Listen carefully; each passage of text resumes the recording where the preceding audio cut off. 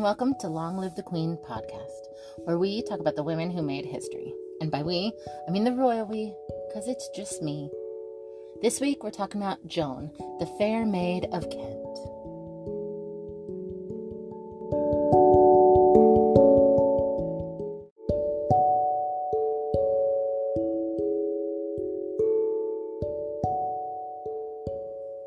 Joan, the fair maid of Kent, was born around 1328. I say around because we don't really know. Joan, after all, was female, and nobody thought to write it down.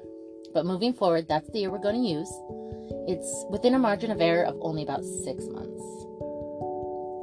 Joan's father was Edmund of Woodstock, Earl of Kent, which is just a fancy way of saying he was the younger half-brother of the former King Edward II, and he was the king deposed in favor of his son. Edmund had actually supported Isabella and Roger in deposing his half-brother, but as time went on, he regretted that decision. It is possible that he never truly supported them, but when they landed in England, he saw the peasants flock to them, and they were going to win, and they were going to win quickly. But with time came regret for whatever reason.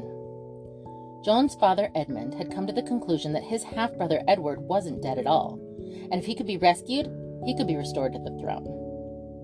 Edmund, though, was found out by Isabella and Roger, and in any case, his brother was probably already dead at this point.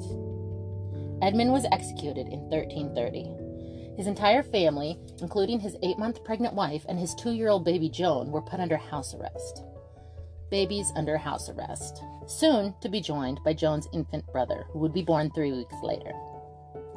Later that year, Prince Edward had his I'm the king now moment, and baby Joan and her family were invited to live at court with King Edward III. This same year, King Edward and Philippa had their first son, Edward the Black Prince. Joan and the Black Prince grew up not as siblings exactly, but like family who lived in the same residence. Joan was half-cousins with the king, and she grew up, along with Edward and his siblings, in the royal nursery. Edward, the Black Prince, was just 2 years younger than Joan, roughly the age of her next youngest brother, the infant who was born under house arrest. Prince Edward called Joan my Jeanette.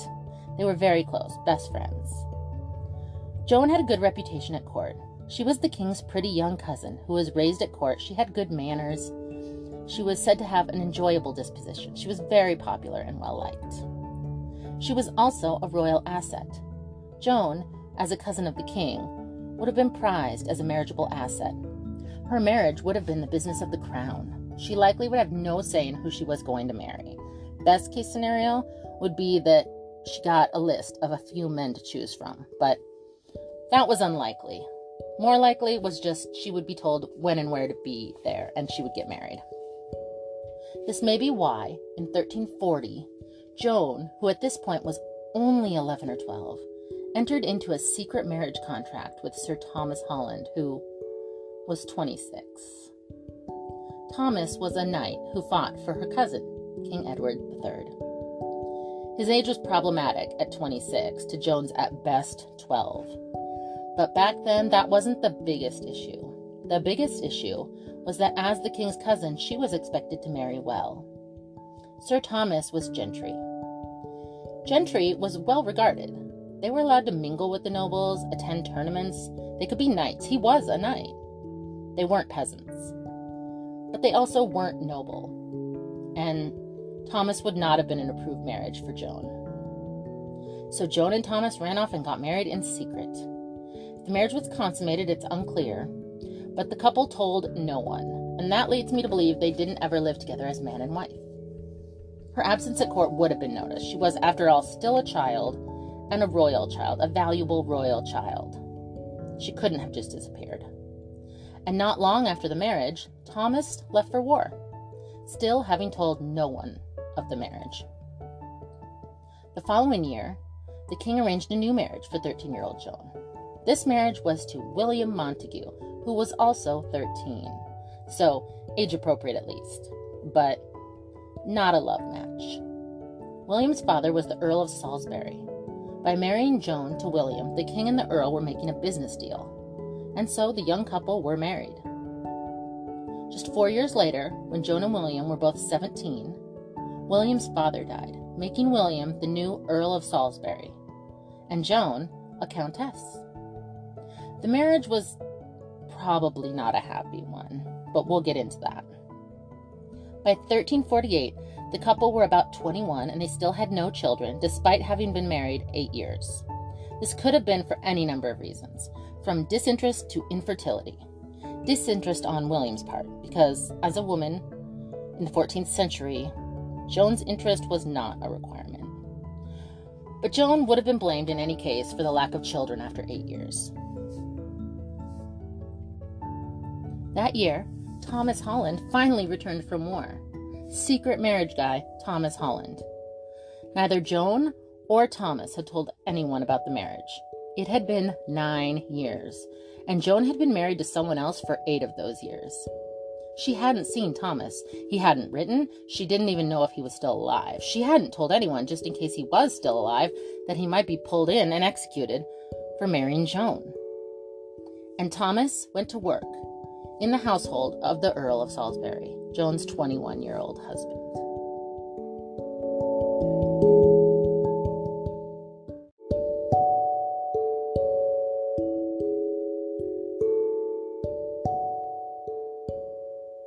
Now I know what you're thinking.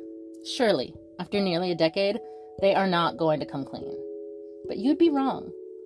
Thomas and Joan suddenly confessed everything. Joan confessed she was a bigamist. Thomas admitted that he married the king's cousin without permission, and back then, that would have been considered theft from the crown. Women were little more than property. Joan's husband, William, did not take the news well. He locked Joan up. She was put on house arrest for the second time in her life, this time by her husband. Thomas didn't give up. He was now going to fight for Joan. He wrote to both the king and the pope confessing and asking for the return of his property, his wife, Joan. Joan's husband refused to let her out of the house to testify in court, keeping her locked up instead. Thomas kept fighting, and eventually, after 18 months, the court ordered William to allow Joan to testify.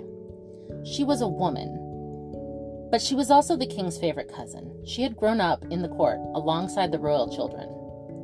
Joan testified that yes, she had married Thomas 9 years ago. She was a bigamist and a liar, and she wished to be returned to her first husband.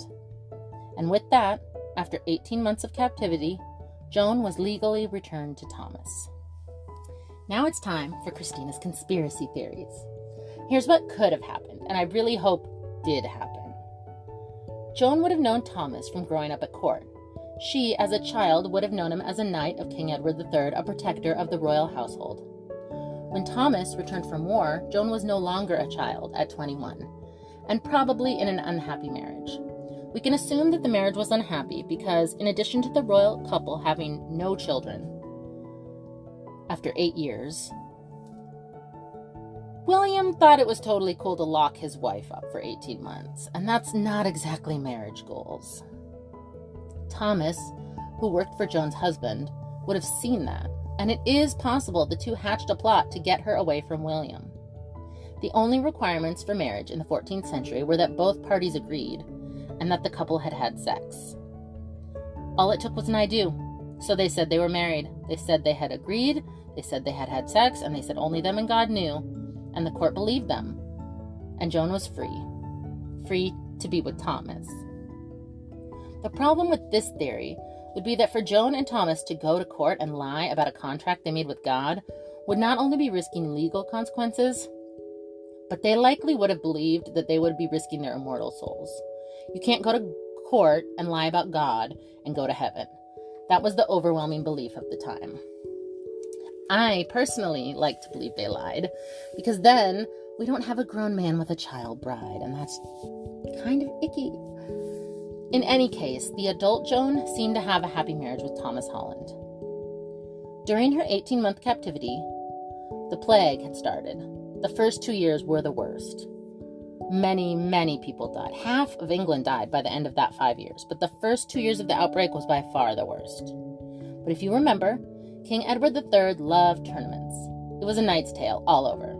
The king and his son, the Black Prince, were on a plague break from war, as was the rest of Europe. And morale was low, so they were going to have a tournament on St. George's Day, 1349. It was going to lift people's spirits following 2 years of awful plague. There would be 3 more years of plague, but it wouldn't compare to the first 2 years. Joan was now 22 and newly reunited with Thomas, who was now 36. But he was still a knight for King Edward, and he would have been at this tournament. Another one of the knights was the king's 19-year-old son, Edward the Black Prince, who was pretty good at war.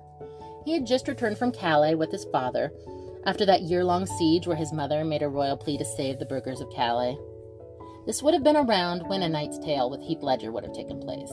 Like I said last week, almost everything in that movie is made up. But a jousting Edward the Black Prince does make a cameo, and that is who we're talking about now. This would have been a happy reunion, like a family reunion. The king was her cousin, but because of the age difference, he's probably more like an uncle. And the queen had taken Joan under her wing when she was little. She also would have seen her favorite cousin, Edward the Black Prince, for the first time since they were children. But it also probably would have been awkward. Joan was the lying bigamist cousin of the king, and she hadn't received any kind of punishment. The nobility weren't running to be friends with her. Her reputation was no longer a good one.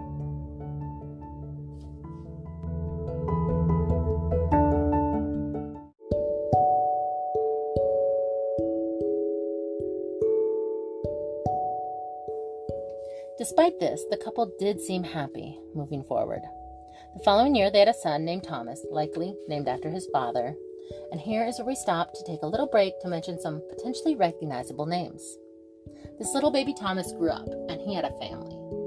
His great-granddaughter was Anne Neville, the queen consort of King Richard III. His great-great-granddaughter was Margaret Beaufort, the mother of King Henry VII and grandmother of the entire Tudor royal family, including King Henry VIII and Queen Elizabeth I. And his 4 times great-granddaughter was Catherine Parr, queen consort of Henry VIII. She was his 6th and final wife, the one that survived. But back to Joan, Thomas, and their baby. Joan also proved a year into her reconciled marriage that she was in fact perfectly capable of having babies, which was a much higher modifier in the 14th century of a woman's reputation than it is today. The babies kept coming, and in 1352, 54, 56, and 59, John, Edmund, Joan, and Maud were born. Edmund died young, but the other 4 children survived into adulthood. The year after Maud was born, though, Joan's husband died, leaving Joan a widow with 4 kids under the age of 10. At this point, Joan had become a countess in her own right after the death of her mother and some of her siblings. She had money and social status, and she could take care of her family even without a husband. But within a year, she had decided to remarry. She was going to marry her favorite first cousin once removed, Edward the Black Prince. He was also in favor of marrying his Jeanette. King Edward III and Queen Philippa, though, were not in favor of this. Not just because the couple were so closely related, although that definitely was part of it, but also because Joan was seen as very scandalous. She had been married to 2 men at the same time for 8 years and lied about it the entire time. Prince Edward was going to be her 3rd husband. Prince Edward was also a 31-year-old heir to the English throne with no wife or heirs of his own. So eventually, the king and queen agreed. Contrary to popular belief, it was not legal to marry the son of your first cousin in 1361. What was legal, though, was getting permission from the Pope to break the law. And it helps if your dad, or your cousin, or in this case both, were the King of England. Not just the king, but King Edward III, top king in all the land and proud new owner of Calais. The royal couple were so closely related that they needed 4 separate papal dispensations. They needed permission from the Pope to break 4 different laws. But the Pope was like, if King Edward III's okay with it, then God is okay with it too. And Edward the Black Prince became Joan's 3rd husband. If you remember last week when I said house arrest baby Joan married the Black Prince, but she had a whole life before then, I was talking about the husbands and the children. Edward was now the Prince of Aquitaine. The English royal family had the title back from the French king, and Edward and Joan moved to Bordeaux for Edward's Prince of Aquitaine gig, and likely to get away from the court gossip. The royal couple seemed happy in Bordeaux. Edward and Joan enjoyed it in the French countryside. Edward called Joan my dearest and truest sweetheart and beloved companion. It almost makes you forget that they were cousins, but not quite. In 1365, Joan was 37 and pregnant again. When the baby was born, Prince Edward had an heir, and they named the baby Prince Edward, because of course they did. And 2 years later, they had a second son, Prince Richard. The elder Prince Edward, the Black Prince, had decided to back Pedro of Castile, who had been deposed by his bastard half-brother. We've talked about Pedro before. He was also known as Peter the Cruel. He was the king that the Black Prince's sister, Joan, went to marry before she died of the plague. Pedro, along with his daughter Constance, were seeking refuge with Edward and Joan in Bordeaux. We'll get back to Constance later. But for now, Edward and Pedro were working together to get Pedro's throne back, while Joan stayed back in Bordeaux with the children. Edward and Pedro were able to depose Pedro's brother, but Pedro's brother Henry decided to attack Joan and the children in Bordeaux. But Joan had been raised at English court and was the mother of the heir to the English throne. She had a lot of pull in France, and she wrote to the French king, begging him to protect her and her children from Henry. The French king agreed and expelled Henry from France. Joan had saved the day while the men were away at war. A woman. People were very impressed. But then it came time for Pedro to pay the troops from Bordeaux, and he was broke. War is expensive. This made Edward and Joan pretty unpopular again. Just a few years later, little Prince Edward died of the plague at the age of only 5, making 3-year-old Prince Richard the new heir after his father. That same year, Edward the Black Prince got ill. He didn't die, but he also never recovered. It was suspected that he was poisoned, but there was no proof, and it was just a suspicion. But after the Pedro of Castile debacle, they weren't well liked in Bordeaux. Now it's time for another Christina's conspiracy theories. The Black Prince was next in line, following King Edward III. And until recently, he also had 2 sons that had displaced his younger brother, John de Gaunt, who was getting farther and farther away from the throne. But when 5-year-old Prince Edward died, he started to get closer again. And if the Black Prince had also died, only 3-year-old Richard would be in between him and his 57-year-old father. And if the king died, the new 3-year-old king would need a Lord Protector of the realm. The obvious choice would be John de Gaunt. And if Richard died, John would be king. He was so close to the throne at this point that he would have noticed that, and it's possible he had his brother poisoned in an effort to become king himself. John wasn't suspected at the time of poisoning his brother, and we don't really know. It's really just a theory, but we're going to talk more about John of Gaunt later, and I think you'll see that my theory has some validity. In either case, Edward the Black Prince didn't die, but he also never fully recovered. Edward and Joan decided to take their family back to England. Edward suspected at this point that he would never be king. His health was poor and not improving. He used the next few years to prepare Prince Richard to become the future king, and asked his father, Edward III, to please make sure Richard was kept safe. In 1376, the Black Prince died. Joan again was a widow, with a 9-year-old future king for a son. This would have been a hard time for Joan. King Edward III was now 63, and in the 14th century, that was not as young as it is today. And next in line to the throne was her 9-year-old son Richard, who was a soft target. Joan wouldn't be concerned about that for long, though, because it was replaced by a new concern when the following year, King Edward III died at the age of 64, and 10-year-old Prince Richard was the new King Richard II. The king was dead. Long live the king, as they say.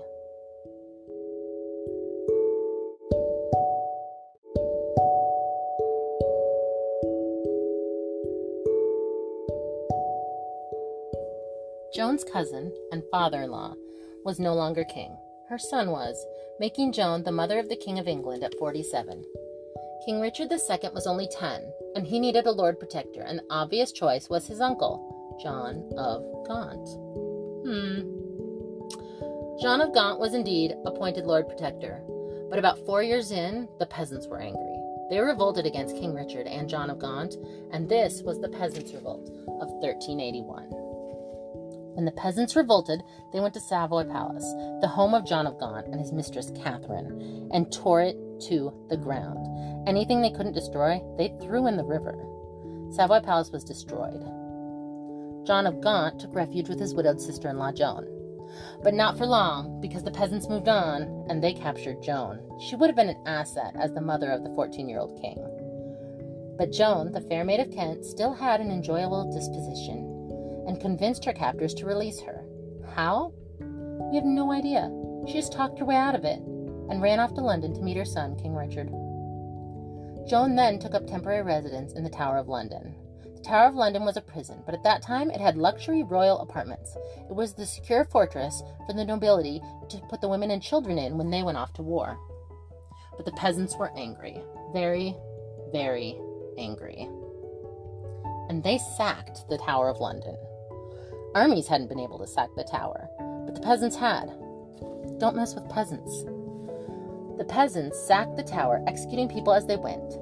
Joan was able to escape only by being smuggled out by her servants.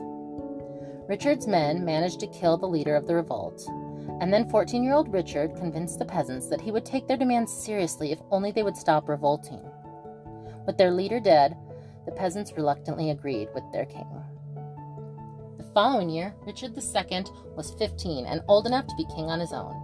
This would have been a relief for Joan. Her youngest son was still young, but he was the king of England now, officially, on his own. And Richard needed a queen.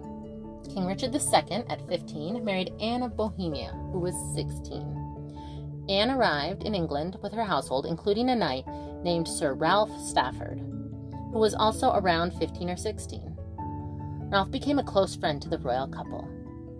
Again, England had a teenage court, including Henry, the son of John of Gaunt, and the children from Joan's first marriage to Thomas.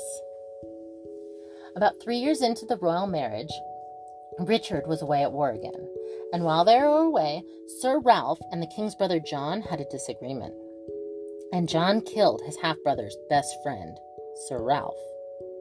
We don't know exactly what the disagreement was, but whatever the reason was, it wasn't legal. John seeks sanctuary to save his own life, but he was still convicted of murder.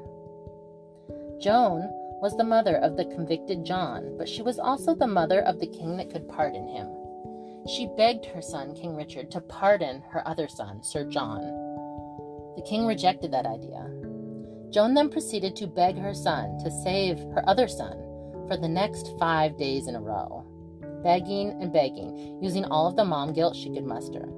And on the 5th day, Joan died, which put Richard in a really awkward position. He pardoned his half-brother. The people weren't happy about it, but what were they going to do? The king and his half-brother had just lost their mother, Joan, the fair maid of Kent. When the Black Prince had died, he was put in his tomb, with a place next to him for Joan to be put. But Joan was never one to do what people wanted her to do. Joan did what Joan did, and what Joan wanted was to be buried next to her first husband, Thomas Holland. The secret marriage at 12, Thomas Holland. And that is where we will leave it until next week. What do you think? Did Joan and Thomas get married before? Did they just make it up later? Did John of Gaunt poison his brother? That we'll never know, but I can make an argument for it later. And what did we think of Joan? She had a rough life, but she definitely seems like a YOLO girl. Like, you only live once, no regrets. And I think she pulled it off. Next week, we're going to talk about Anne of Bohemia. And you can contact me if you want by email at longlivethequeenpodcast@gmail.com, or to share any thoughts or requests to a shout out. And this week's shout out goes to my best friend, Crystal, the best mommy, wife, and friend a girl could ever ask for. She's a rock and so very epic. Until next week, bye.